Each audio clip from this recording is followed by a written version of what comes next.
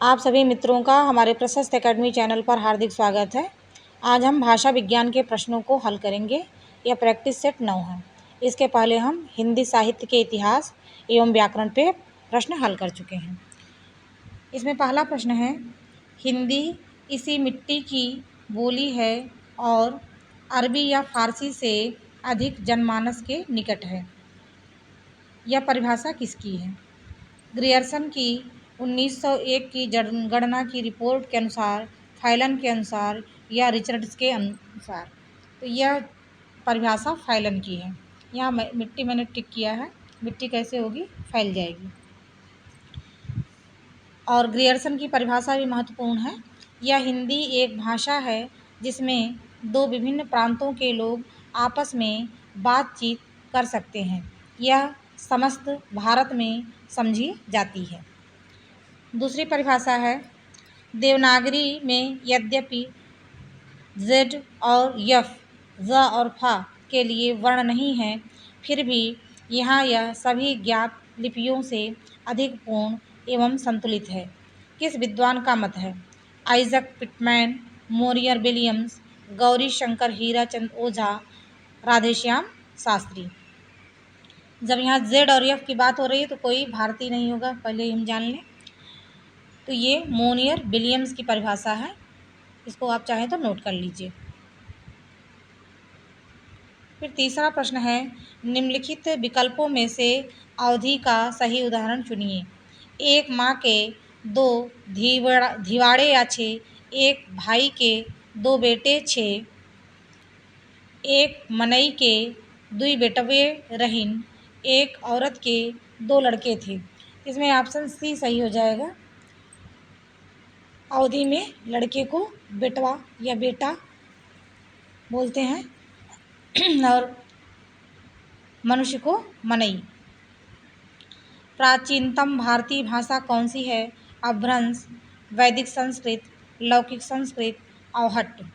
तो सबसे प्राचीनतम भाषा वो वैदिक संस्कृत है, जिसमें वेद उपनिषद लिखे गए हैं। उसके बाद लौकिक संस्कृत, उसके बाद पाल, उसके बाद प्राकृत, फिर हमारा अपभ्रंश, और अपभ्रंश से आधुनिक हिंदी भाषाओं का विकास होता है। ऑप्शन बी इसमें सही हो जाएगा। इसका समय क्या है? 2000 से 800 ईसा पूर्व। हिंदुस्तान की एकता के लिए हिंदी भाषा जितना काम देगी, उससे बहुत अधिक काम देवनागरी लिपि दे सकती है। किन महापुरुष के मत हैं ये? तो ये आचार्य विनोबा भावे का मत है।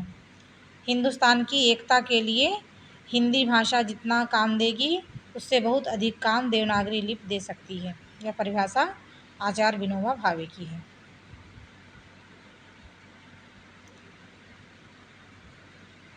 इनमें से ब्रज भाषा का केंद्रीय क्षेत्र नहीं है। तो ब्रज भाषा का केंद्रीय क्षेत्र कहाँ है पूछ रहा है। केंद्रीय क्षेत्र कहाँ है? मथुरा है। मगध में बिहारी, अयोध्या अवधी, और द्वारिका, द्वारिका गलत लिखा है, द्वारका होगा, द्वारका ये गुजरात में। तो यहाँ पे गुजराती बोली जाती है, और मथुरा में ब्रजभाषा बोली जाती है। इनमें से कौन सी भाषा देवनागरी लिपि के अंतर्गत नहीं आती है? बांग्ला, कोंकणी, गुजराती या संस्कृत। इसमें बांग्ला भाषा जो है वो देवनागरी लिपि में नहीं लिखी जाती। बांग्ला भाषा की अपनी एक लिपि है, और ये कोंकणी, संस्कृत, गुजराती, नेपाली, हिंदी, गढ़वाली, ये सब जो है देवनागरी लिपि में लिखी जाती है। नेपाली भाषा की लिपि क्या है? कैथी, गुरमुखी, देवनागरी, चित्रलिपि। तो चित्रलिपि का प्रयोग चीनी भाषा के लिए, गुरमुखी पंजाबी, गुरुमुखी में, और देवनागरी में हिंदी, मराठी, नेपाली, कोंकणी, गढ़वाली आदि भाषाएं लिखी जाती हैं। ग्रीक वासियों ने भारत के लिए कौन सा शब्द प्रयुक्त किया था? इंडिया, इंडोनेशिया, इंडानिया, हिंदेशिया। तो इसमें से इंडिया शब्द, ग्रीक वासियों ने भारत के लिए इंडिया शब्द का प्रयोग किया था। एक इसमें इम्पॉर्टेंट तथ्य है कि मिनहाज ए सिराज में 13वीं शताब्दी में पहली बार हिंदुस्तान शब्द का प्रयोग किया गया था।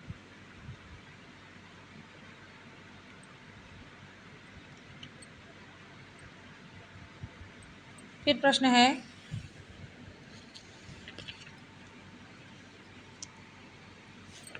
खरोष्ठी लिपि भारत के किस क्षेत्र में प्रचलित थी? खरोष्ठी लिपि भारत के पश्चिमोत्तर क्षेत्र में प्रचलित थी। ऑप्शन बी सही हो जाएगा। फिर प्रश्न 11 है, पश्चिमी हिंदी की उत्पत्ति इनमें से किस अपभ्रंश से हुई है? पश्चिमी हिंदी सौरसेनी अपभ्रंश से, मागधी से,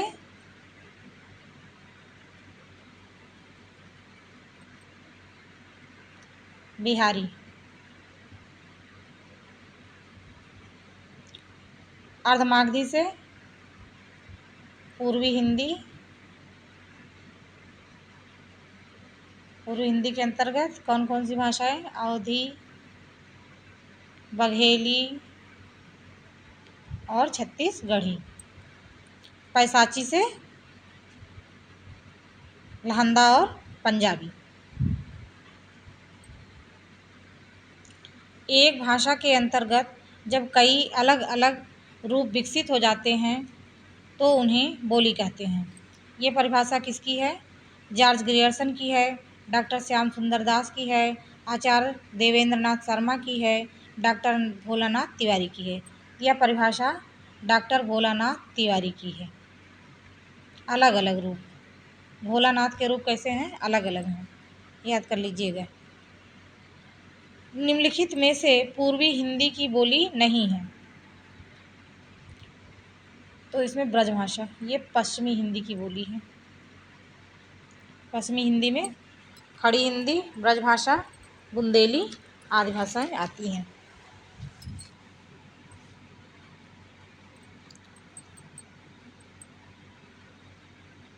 फिर है, निम्नलिखित में से कौन सी भाषा शामी भाषाओं में सम्मिलित नहीं है? तो फारसी, ऑप्शन डी इसमें सही हो जाएगा। फारसी जो है वो भारोपीय परिवार की भाषा है।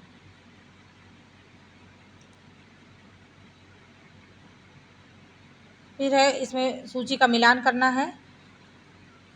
राष्ट्रपति का आदेश, संसद की राजभाषा समिति के सुझाव, राजभाषा अधिनियम और संकल्प। इसमें मिलान करना है। तो राष्ट्रपति का आदेश 55 में है, ऑप्शन ए में 2 होगा, तो ए में 2, बी में 3, यहाँ पे ऑप्शन डी सही है। संसद की राजभाषा बी में 3, तो 1959। राजभाषा अधिनियम 1968, ये सी में ऑप्शन 4। फिर से मिलाइए, ए में 2, फिर बी में 3, संसद की राजभाषा, संसद का सुझाव 1959 में, राजभाषा अधिनियम ये 1963 में, और संकल्प 1968 में है। इस तरह से हमारा ऑप्शन डी सही हो जाएगा।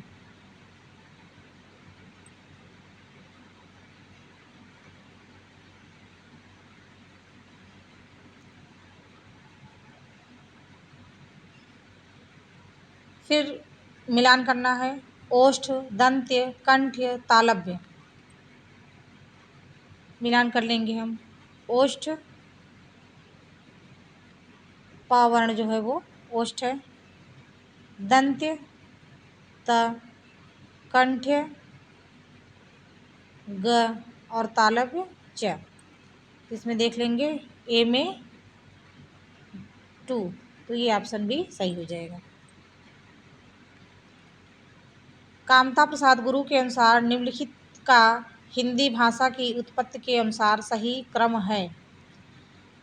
शौरसेनी अपभ्रंश, नागर अपभ्रंश, पश्चिमी हिंदी और वर्तमान हिंदी। तो शौरसेनी अपभ्रंश से हिंदी का विकास हुआ, तो पहले नंबर 1 पे ये आ जाएगा। फिर नागर अपभ्रंश आया, नागर अपभ्रंश के बाद पश्चिमी हिंदी आई, पश्चिमी हिंदी के बाद वर्तमान हिंदी आई। तो 1 2 3 4 ये क्रम होगा। शौरसेनी, फिर नागर अपभ्रंश, फिर पश्चिमी हिंदी और फिर वर्तमान हिंदी। अवहट्ट में शिक्षा शब्द के लिए कौन सा रूप मिलता है? अवहट्ट में शिक्षा शब्द के लिए कौन सा रूप मिलता है? इसमें ऑप्शन सी सही हो जाएगा, शिक्षा। ये शिक्षा के लिए शिक्षा रूप इसका मिलता है।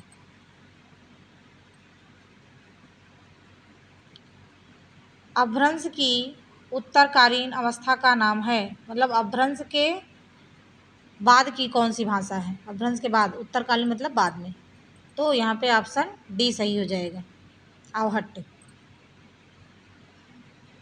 और अपभ्रंश के पहले कौन सी भाषा थी? प्राकृत।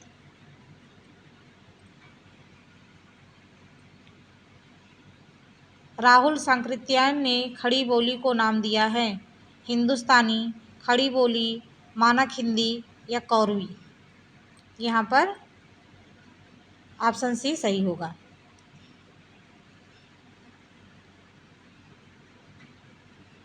हम अगर याद करना चाहे तो याद भी कर लें। ब्रजबुल नाम जो है ईश्वर चंद्र गुप्त ने दिया था, डिंगल नाम बांकीदास ने दिया था, बिहारी नाम ग्रियर्सन ने दिया था और भोजपुरी नाम रेमंड ने दिया था। फिर प्रश्न है, पूर्वी हिंदी की बोली नहीं है, बघेली, अवधी, छत्तीसगढ़ी और बुंदेली। तो पूर्वी हिंदी के अंतर्गत बघेली है, अवधी है और छत्तीसगढ़ी है, जबकि बुंदेली जो है वो पश्चिमी हिंदी की भाषा है, बोली है। पूर्वी हिंदी का विकास किससे हुआ है? शौरसेनी से, मागधी से, अर्धमागधी से या खस से? तो पूर्वी हिंदी का विकास अर्धमागधी से हुआ है, ऑप्शन सी इसमें सही हो जाएगा। शौरसेनी अपभ्रंश से पश्चिमी हिंदी का और खस से पहाड़ी हिंदी का।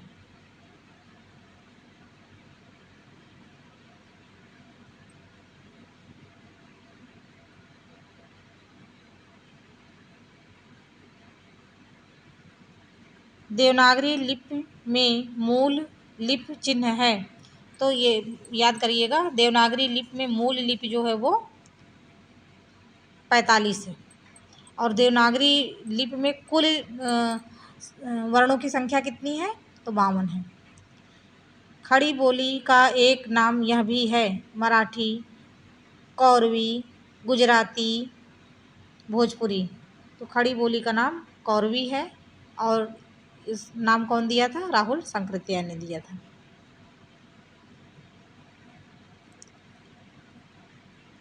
अवधी भाषा का मुख्य केंद्र है, मेरठ, मथुरा, आगरा, अयोध्या। तो अयोध्या जो है अवधी भाषा का मुख्य केंद्र है। मथुरा में ब्रज, आगरा में भी ब्रज और मेरठ में खड़ी बोली। मेरठ की भाषा खड़ी बोली या मानक हिंदी मानी जाती है। देवनागरी लिपि को कहा जाता है चरण नागरी, ब्राज़ील लिपि, लोकनागरी लिपि या रोमन लिपि। तो इसे लोकनागरी लिपि कहते हैं। और लोकनागरी नाम किसने दिया था? आचार्य विनोबा भावे ने। फिर है, विभाषा का क्षेत्र से अधिक विस्तृत होता है, तो विभाषा जो है बोली से अधिक विकसित होता है, ऑप्शन सी इसमें सही हो जाएगा। ब्राह्मी लिपि का प्रयोग किसने शुरू किया था? देवोनी, नागरी, शारदा या वैदिक आर्यों ने? तो वैदिक आर्यों ने ब्राह्मी लिपि का प्रयोग किया था। ऑप्शन सी इसमें सही हो जाएगा। देवनागरी लिपि की विशेषता है वर्णमाला ध्वनि वैज्ञानिक पद्धति के बिल्कुल अनुरूप है, वर्णों के संयुक्तीकरण, दुरूपपूर्ण, समरूप वर्ण। तो ऑप्शन ए इसमें सही हो जाएगा। वर्णमाला ध्वनि वैज्ञानिक पद्धति के बिल्कुल अनुरूप है। भोजपुरी का मुख्य केंद्र है मुरादाबाद, दिल्ली, बिजनौर या भोजपुर? तो दिल्ली में खड़ी हिंदी बोली जाती है, बिजनौर में भी खड़ी हिंदी बोली जाती है, जबकि भोजपुर में भोजपुरी बोली जाती है।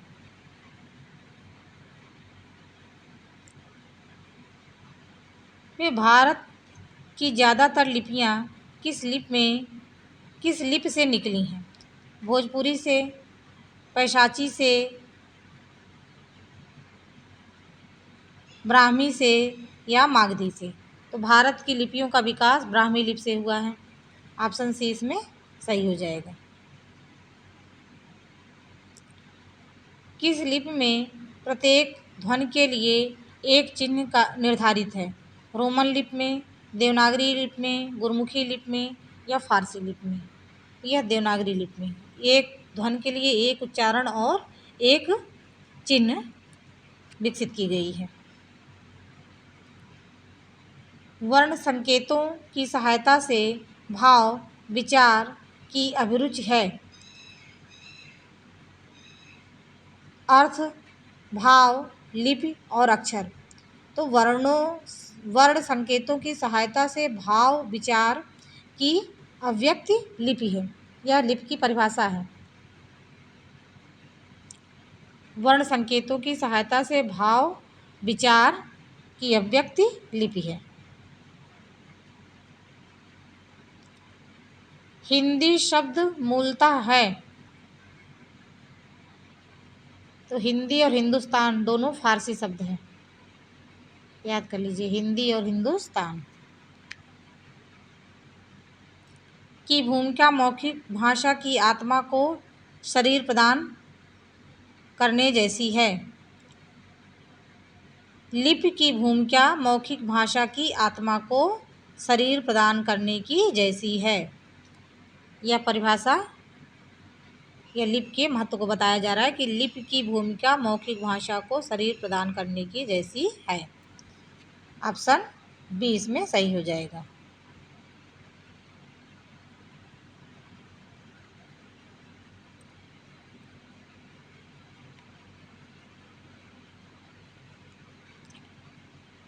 फिर है कि उपभाषाओं के अंतर्गत हिंदी में कितनी बोलियां हैं? 15, 14, 18, 17? तो ऑप्शन डी सही हो जाएगा। वैसे कहीं कहीं 17 मिलता है और कहीं कहीं 18। आयोग के ऊपर है वो क्या मान ले। हिंदी भाषा की आदि जननी है गुजराती, संस्कृत, मराठी, कन्नड़? तो हिंदी भाषा संस्कृत से उत्पन्न हुई है, इसकी आदि जननी कही जाती है। हिंदी विश्व की कितनी भाषाओं में से एक है? 4000, 6000, 400, 5000?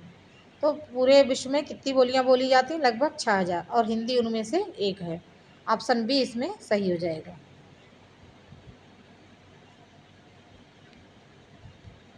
देवनागरी लिपि कैसे लिखी जाती है?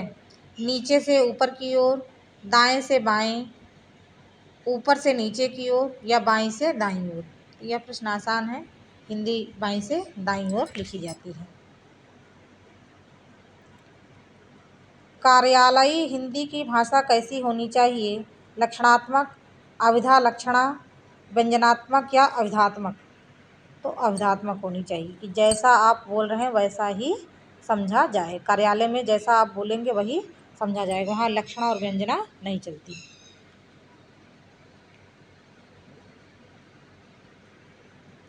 मध्यकालीन भारतीय आर्य भाषा का सही कालक्रम है। मध्यकालीन भारतीय आर्य भाषा का सही कालक्रम है। तो मध्यकाल की भाषा जो है वो 500 से 1000 ईसा पूर्व ईस्वी, 5000 ईसा पूर्व से 1000 ईस्वी। ऑप्शन सी इसमें सही हो जाएगा। नागरी लिपि को किस नाम से जाना जाता है? नंदी दैवी लिपि, दैवी लिपि, देव लिपि, नंद नागरी लिपि। तो देवनागरी लिपि या नागरी लिपि का दूसरा नाम क्या है? नंद नागरी लिपि। इम्पॉर्टेंट है, याद कर लीजिएगा कि देवनागरी लिपि को नंद नागरी लिपि भी कहते हैं। भोजपुरी बोली का नाम किस गांव के आधार पर पड़ा?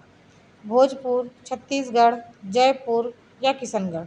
तो भोजपुरी बोली का नाम भोजपुर क्षेत्र के अंतर्गत पड़ा। भोजपुरी को मल्लिका भी कहते हैं।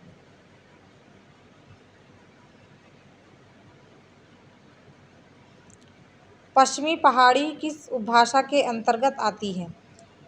पश्चिमी पहाड़ी, पहाड़ी, राजस्थानी, पूर्वी हिंदी या बिहारी हिंदी। तो पश्चिमी पहाड़ी पहाड़ी भाषा के अंतर्गत आती है।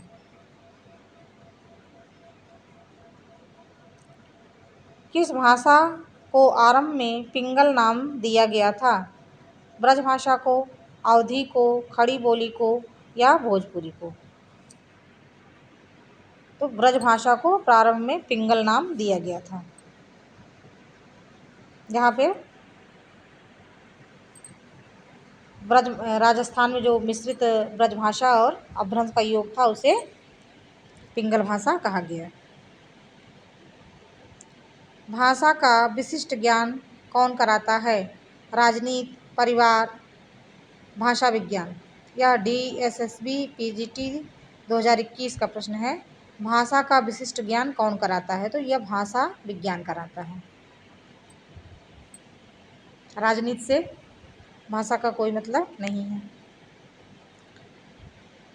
भाषा विज्ञान अध्ययन के लिए सामग्री कहाँ से ग्रहण करता है? विशुद्ध विज्ञान से, प्रचलित भाषा और साहित्य से, प्राचीन शिलालेखों से, लोगों की कही सुनी बातों से। भाषा विज्ञान अध्ययन के लिए सामग्री प्रचलित भाषा और साहित्य से लेता है। ऑप्शन बी इसमें सही हो जाएगा। छत्तीसगढ़ी बोली किस प्रदेश में बोली जाती है? दिल्ली में, बिहार में, हरियाणा में या मध्य प्रदेश में। अभी मध्य प्रदेश और छत्तीसगढ़ अलग हो गया है, लेकिन छत्तीसगढ़ी बोली अभी भी मध्य प्रदेश में बोली जाती है। एक व्यक्ति द्वारा अपने भावों और विचारों को दूसरों के समक्ष प्रस्तुत करने हेतु, ध्वनि संकेत हेतु भाषा का प्रयोग क्या कहलाता है? एक व्यक्ति द्वारा अपने भावों और विचारों को दूसरों के समक्ष प्रस्तुत करने हेतु, ध्वनि संकेतों हेतु भाषा का प्रयोग कहलाता है मौखिक अभिव्यक्ति। और जब लिख कर होगा तो लिखित अभिव्यक्ति होगी, लिपि हो जाएगी वो। भाषा विज्ञान को भाषा ही जानकर उसका कैसा अध्ययन करता है? भाषा विज्ञान भाषा को भाषा ही जानकर उसका अध्ययन जो है वैज्ञानिक रूप से करता है। इस तरह से हमारे महत्वपूर्ण 53 प्रश्न हल हुए और ये प्रश्न बहुत ही इम्पोर्टेंट है। शेष अगले प्रैक्टिस सेट में। धन्यवाद।